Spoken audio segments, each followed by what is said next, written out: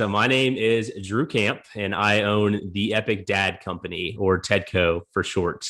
And in a nutshell, we are a supplement company, but our job is not to sell more supplements. Our job is to change the culture by creating more epic dads.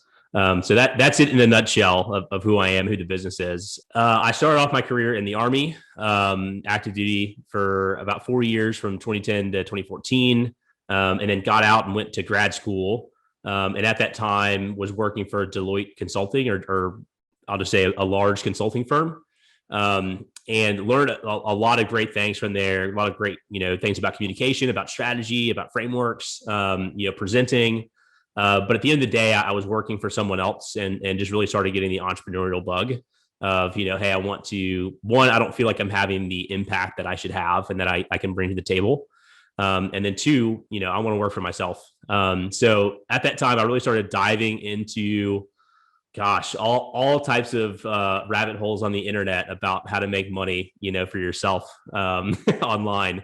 And I dabbled in drop shipping, dabbled in, content marketing, a little bit of affiliate marketing.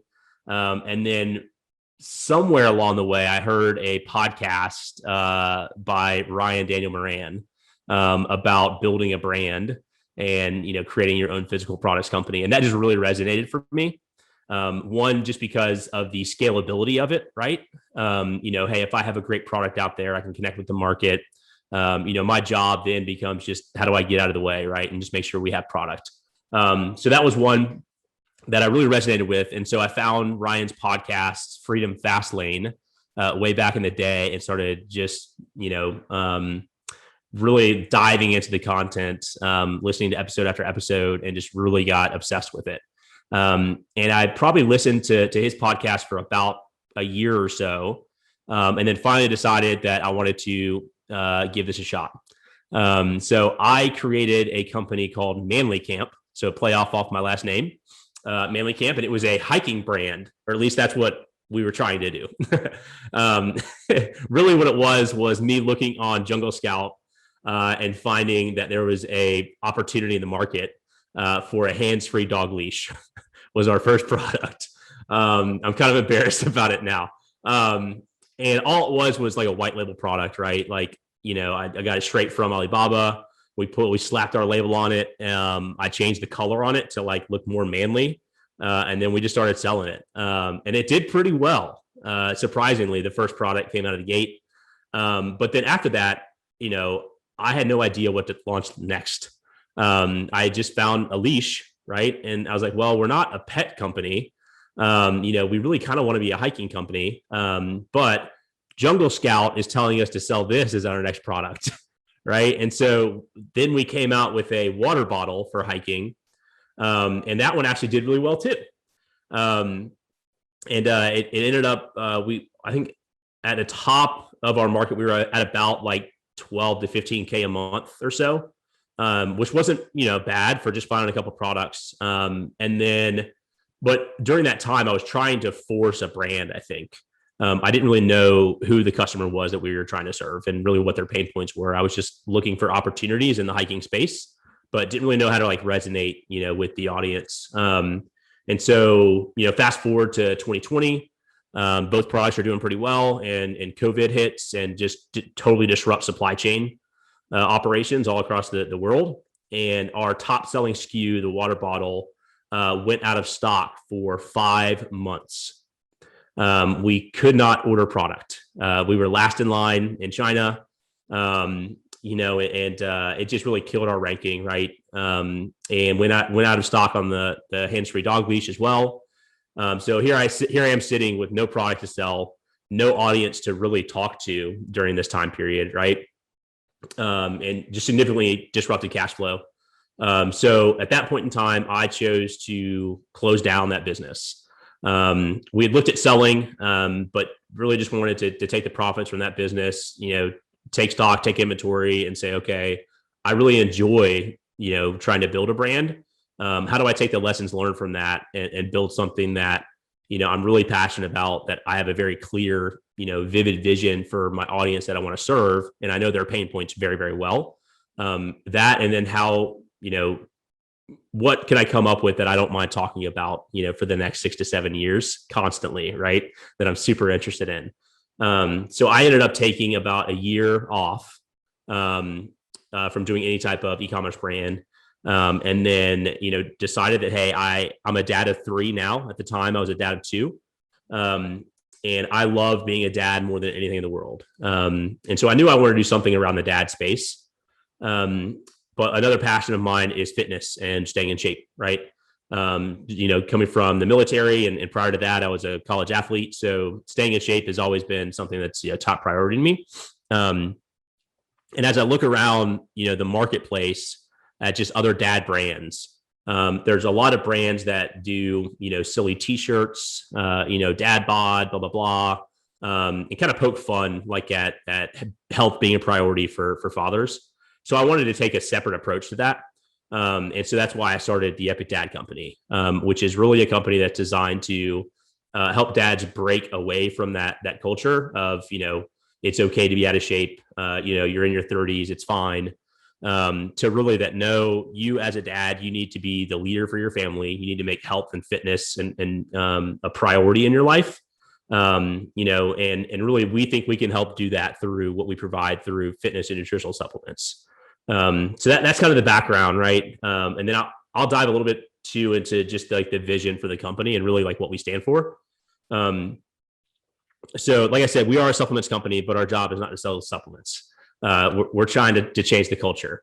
So if you just look at some of the statistics, and I'll actually pull them up here for you, Susan, I've got my Vivid Vision document. So I'll actually pull up the stats for you. Okay, so if you just look at some of these stats, and again, this is why we exist, is to change these statistics. So 63% of youth suicides are from fatherless homes.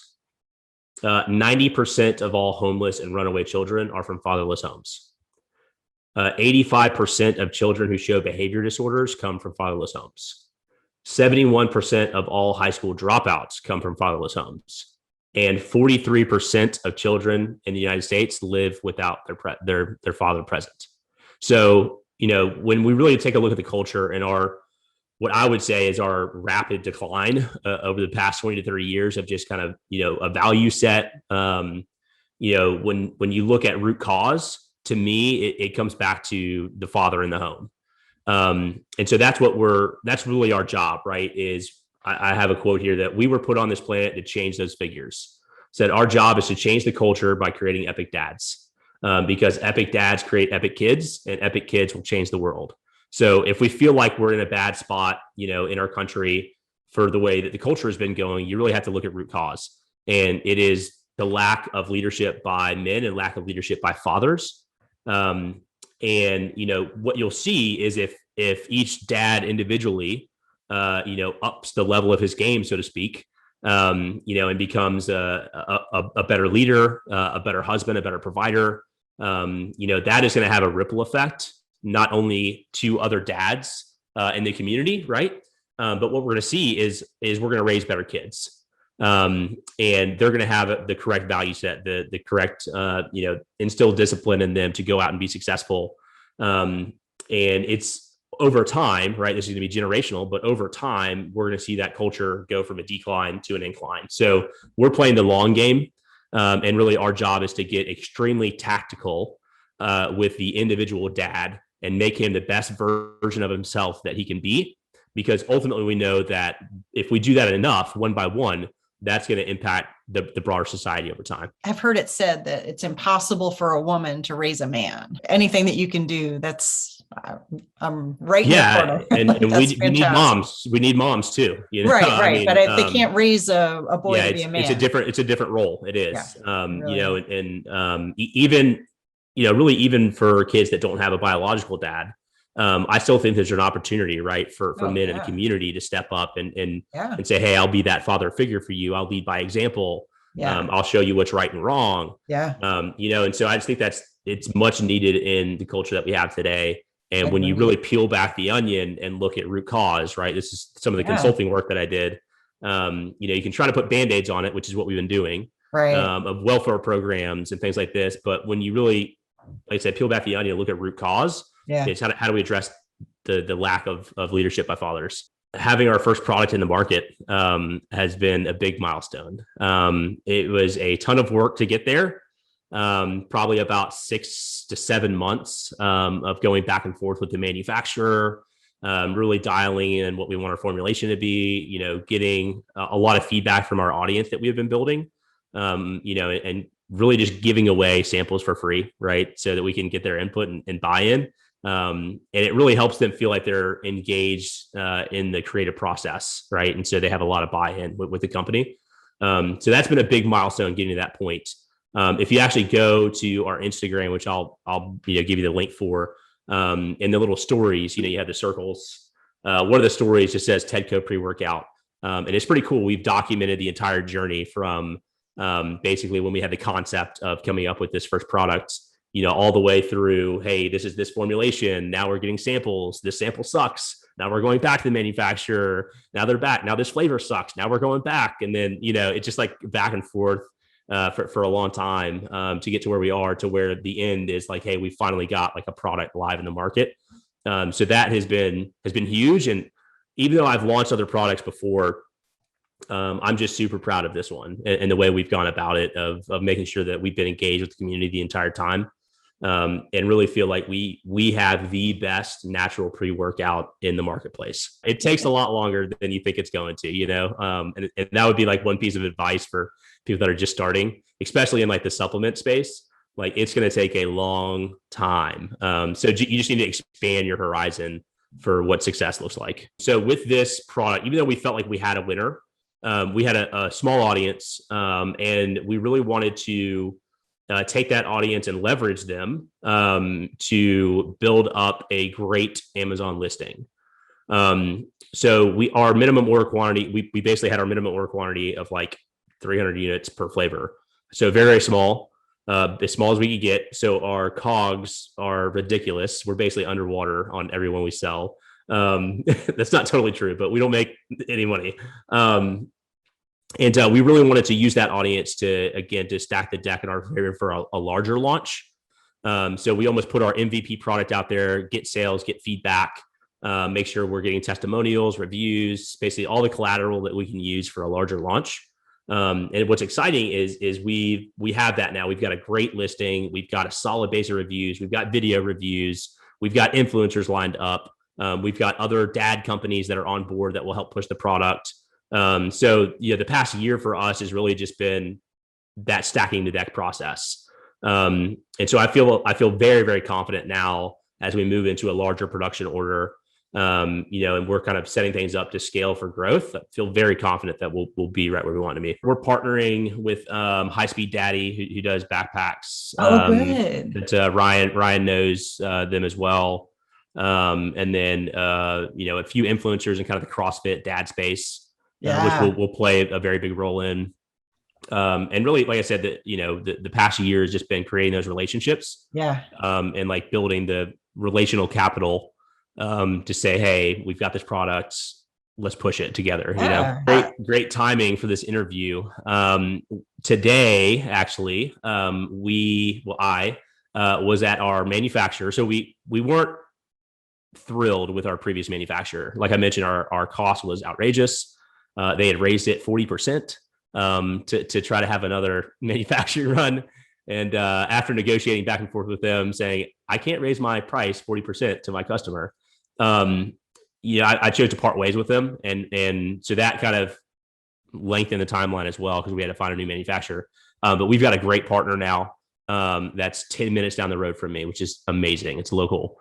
And so I was just there today to test our flavor profile for the pre-workout. So again, we had our MVP product. The biggest complaint we got was on flavor, because it's an all natural pre-workout. So there's no artificial sweeteners. There's no sucralose. There's literally nothing bad in this pre-workout for you. It's been designed to where you, not only but you should take this every single day. And because of that, the flavor is really hard to nail down, because it's all natural. Right. And so today we went and we tested flavor profiles that they've been putting together the last few weeks. And I was blown away. It is incredible. We have a blueberry and a citrus flavor, and they both probably like a 3x have better the flavor than what the initial one was. So we've agreed on flavor profiles. And on Monday or early this week, hopefully Monday, I'll be cutting the PO for our larger production run for the V2 of the product, which to me that indicates, okay, it's go time.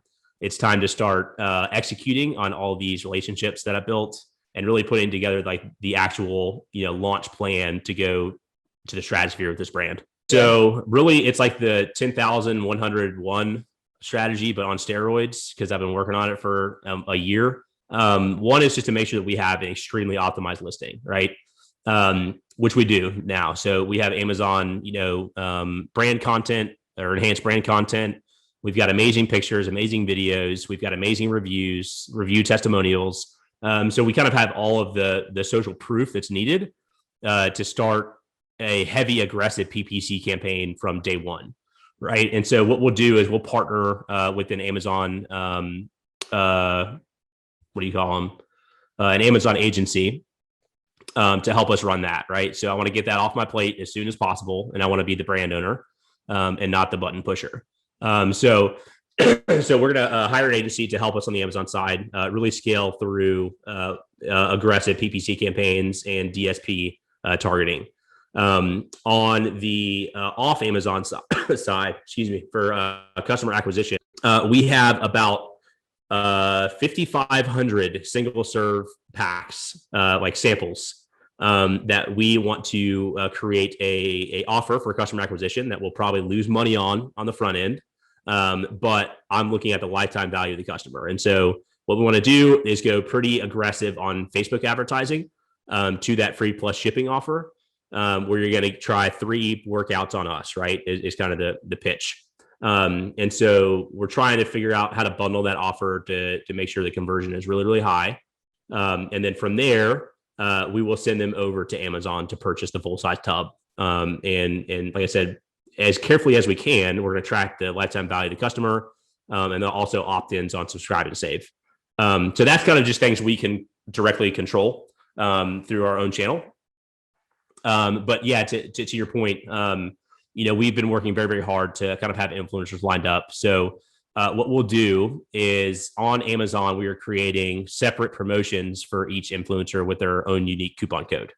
And so what we're trying to do is create an affiliate program on Amazon that typically you don't see.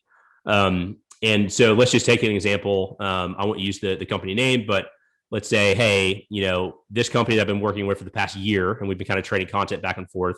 I'll say, hey, on X date, we are going live. What I need you to do, and I'll write the email for you, is I need you to send an email blast out to your 30,000, subscribers on your email list, right? And in that, it's going to have a 25% off coupon code for Amazon with your unique code. And so what the customer will do, they'll hop on Amazon, they'll go insert that code, they'll get the sale for 25% off, and then I'll just run a monthly report to see how many sales came through that coupon code, and I'll write them a commission check for a JV offer. And then, if you multiply that across 6, 7, 8 companies that all have email lists of, 30, 40,000 people, all of a sudden I'm getting in front of 250,000, 500,000 people on day one, right? And so we can spread that across, for multiple weeks to have a more extended launch than just a day one launch. But it's really, partnering with other people that have audiences. And even though they're not the face of the brand I am, I can still affect their audience, right? By just leveraging that relationship that I have. So we'll do that with a number of companies and a number of influencers in kind of the dad fitness space, really just to ensure that we are ranking very, very high on Amazon. And we've got targeted keywords that we're going after to begin with.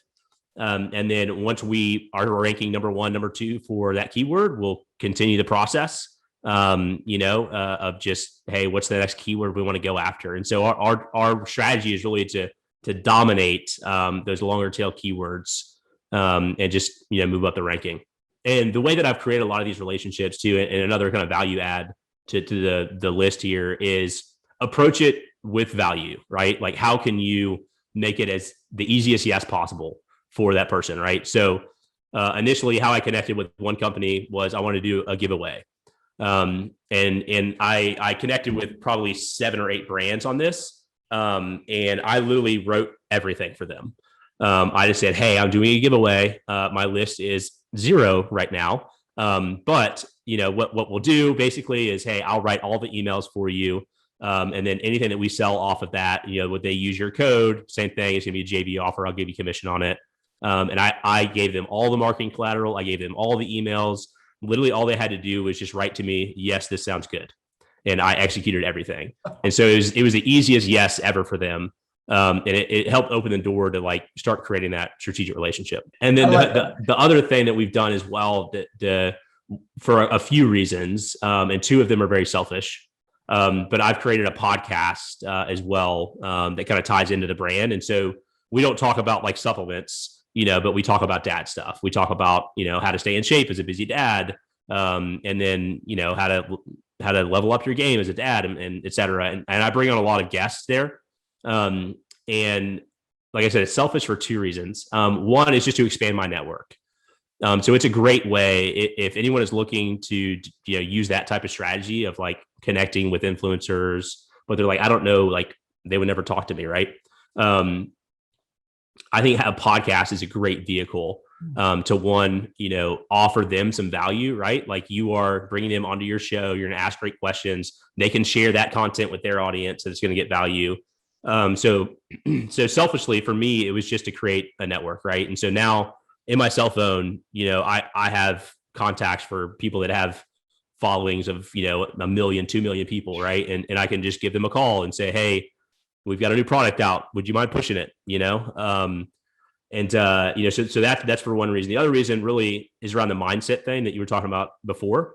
Mm-hmm. I truly believe that in order to do great work, you have to be in the right mindset to do great work. So I know so I started the podcast about 9 months ago, and up until that point, I was very hesitant to get my voice out there. One, I have a corporate job still, right? And then 2, I'm in the National Guard. And so there's a little bit of restrictions on what you can say, what you can't say, so I was always a little bit hesitant, but I really felt like I needed to build the confidence in my own voice to be, where I'm, like I said, I'm confident enough to be on camera, to share my views. And some of them are polarizing. And like, that's okay because it speaks directly to our audience. And so that's really like 2 selfish reasons why I started the podcast was I wanted to expand my network, create those strategic relationships. And then 2 was I wanted to build the confidence to where like I would have the voice to go out and say what I needed to say to build the audience. And then the other reason I started it really is I do like some pitches for the brand as well. Right. I don't run any ads, but I always say, hey, I don't run ads, but I am going to talk about my own company. So, we drive some traffic right that way. And then 4 is Ryan talks about, you kind of have your hopper, your conversion mechanism. I forget what he calls it, the triad or something like that. So that's what we do. So we drive everything from the podcast into what we call our Epic Dad 7-day challenge. That signs them up on our email list. That gives them a ton of value.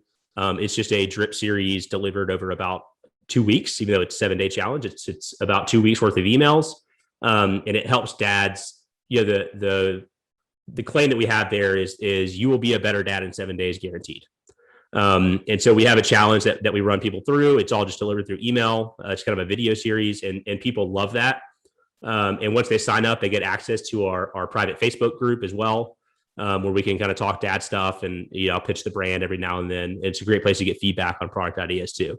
There's honestly not a clear long-term plan. I have considered an acquisition down the road, but I have really grown to love this over the past year and a half that we've been kind of setting the solid foundation, that we have a target figure that I want to get to within the next 3 years. And that's $5 million run rate in the next 3 years is where we will be. And once we get to that point, I don't know if I'm going to want to sell it or not. And I feel like I may be limiting myself too at that $5 million run rate. So I'm not really sure, to be honest with you, but I am setting it up for acquisition though, and making sure that we have, everything in line in case we want to down the road. Right. And I think there's probably nothing worse than getting to a point and I want to sell this, and then you don't have your stuff, in order. So that's what we're doing as well, is trying to document everything as we go. And then make sure that one, we have a solid list off of Amazon, right? We have, consistent sales off of Amazon. We own our own channels through social media, through our email list, et cetera. And just making sure we are kind of putting in that buffer to where like we're going to get a higher valuation if we do want to go up for acquisition down the road. The more that I've been into it, the more that I've been thinking about this of being like a legacy brand, and just with the mission that we have, like if we can positively impact fathers in the way I want to, like, why would I ever want to give that up? The favorite thing about being the incubator so far has been the Vivid Vision exercise. This to me has really been, it provided the framework for me to get all of my thoughts that I've had over the past 18 months in a logical, structured format that gives me extremely clear direction on the decisions we need to make for the company. I think prior to this exercise, I knew where I wanted to go, kind of like subconsciously, but, until you have that down on paper, it's almost like driving without a map, right? Yeah, you might get to your destination, but it's going to be a lot easier if you know exactly where that destination is and the route to get there. So although like we haven't put together like the full strategy of like how we're going to get to that $5 million run rate, I know the North Star of where we are going. And so it's just going to make those decisions a lot easier along the way. When they do come up, right? We're going to have kind of a framework to go back to and say, hey, this is our company. This is what we're about. And this is how we're going to make decisions. It's been amazing. And then we actually share it a lot too. Yeah. So we share it with our influencers that we're trying to work with and say, hey, this is where we're going, Yeah. And so I think it's been helpful there too, just for people to see that like, we're not just another supplement brand that, is going to kind of fizzle out. We're doing this for a much bigger cause. So are you going to participate in Pitch Week? Or are you going to try to get on that? I am. Yeah. So I've been putting together my deck probably the last couple of weeks. And it's nowhere near done by any means, but there's a lot of great people in the group that are very collaborative. And so I'm going to shoot it to them for initial feedback. And I'll work really hard to make sure it's the best presentation possible. And although we're not like, I don't feel like we need to ask for funding right now. If we're going to get to the level that I want to, we absolutely will need to. So to have that ready in stock, to be able to share with investors is going to be huge. And again, it's going to give me the confidence to speak about the company in the way that like we need to speak about to get to the level where we want to go. Yeah. So I hope we get selected. I think we've got, like I said, a great mission. We've got a good foundation. We'll see. But even if we don't get selected, I still think it's going to be a great process to go through to set us up for when we do need to ask for funding. Because when we get past this next production run, I'm going to need some money. Yeah. What would you say is the best advice that you'd like to pass along to readers? I would say the best advice that I've got is to lengthen the horizon that you view success on. There's going to be things that happen in life that take you away from your goals. And there's going to be different seasons of life. For instance, I just had a son, he's 6 months old, right? And so it's been a crazy season. I haven't been able to get as much done as I want to. And that's frustrating to me. But then when I take a step back and I look, my focus needs to be on my family, and what time I have, I will spend on the business. And there will be a season very soon when we start to go down the growth path that I want to, that my focus is going to be on the business and growth. There's a quote that, you probably, let me see if I'll probably butcher this, but we severely overestimate the amount that we can get done in a year, but we severely underestimate the amount that we can get done in 10 years. So I would just say broaden the horizon. It's not going to happen overnight. And I'm not there yet, right? I mean, we've seen some wins, but it's taken 18 months in this company to get where we're at right now. And we're just now getting to where we're going to have our big launch.